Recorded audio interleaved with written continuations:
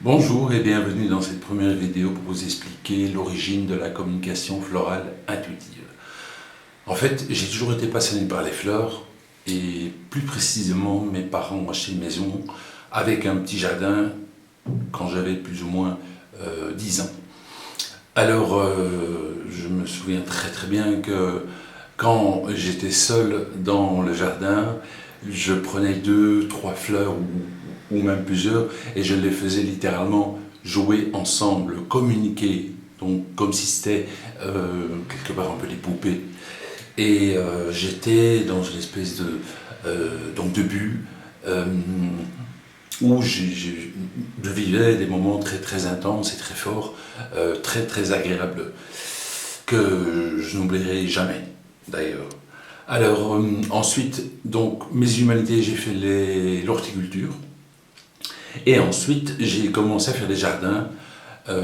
Donc j'étais paysagiste, jardinier et plus tard je suis devenu fleuriste.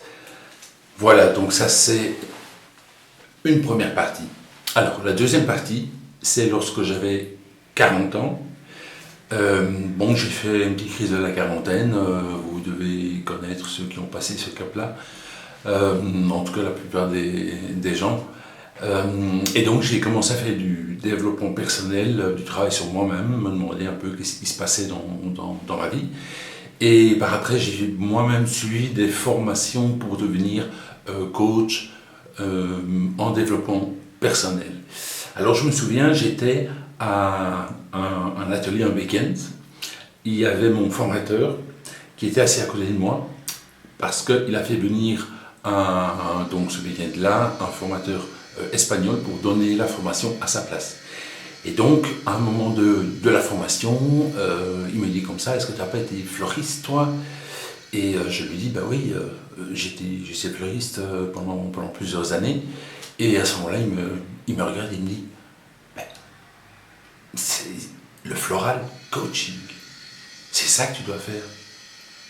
Alors, moi, je me dis, ben, enfin, sur le coup, je veux dire, bon, oui, ok. Et puis, je commence à réfléchir et je me dis, mais c'est assez évident. J'ai une passion là d'un côté quand je suis gosse où je vis des moments d'extase, donc voilà, puis j'ai continué presque toute ma vie dans les fleurs, en tout cas une grande partie de ma vie.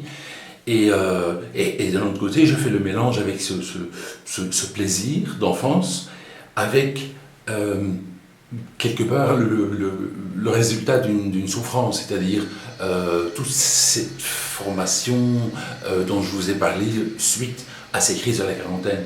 Donc quelque part, ces deux éléments qui sont assez opposés, qui ont fusionné pour devenir le floral coaching. À l'époque, c'est comme ça que j'appelais cet outil. Et donc, pour ne pas la faire trop longue, je vais arrêter la vidéo ici. Et je vous expliquerai la suite dans la deuxième partie. Merci.